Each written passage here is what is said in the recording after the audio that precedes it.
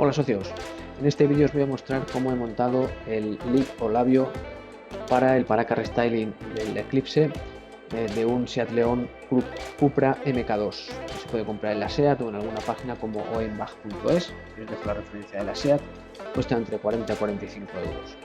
Para montarlo es muy sencillo, pero bueno, algunos consejos.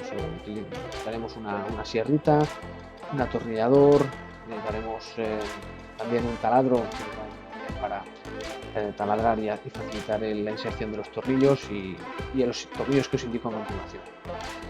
10 de los cachapa de 2 centímetros más otros 10 con tuerca iremos intercalando. Por lo de la tuerca porque va a darle mayor sujeción y siempre con esto el coche va a quedar más bajo y lo rozaremos por todos lados. Y luego para las dos en el centro de 4 centímetros con tuerca y al de la gruesa.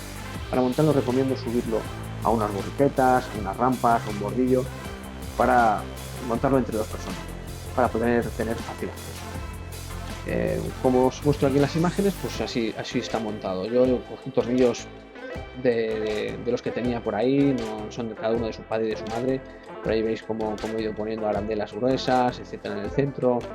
Ahí en esta imagen ahora os muestro que pongáis el tornillo lo más próximo posible al borde, no en el interior, para que no se quede hueco entre no se quede ninguna rendijita entre el paragolpes y el lip.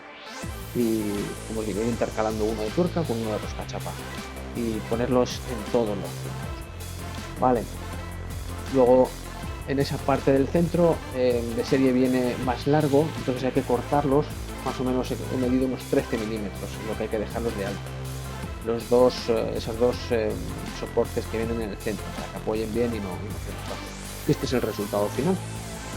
Yo lo he pegado bastante al bordecito y lo he dejado lo más pegadito posible, que no hubiera rendija, que quede bien ajustado. Y la verdad es que bastante contento.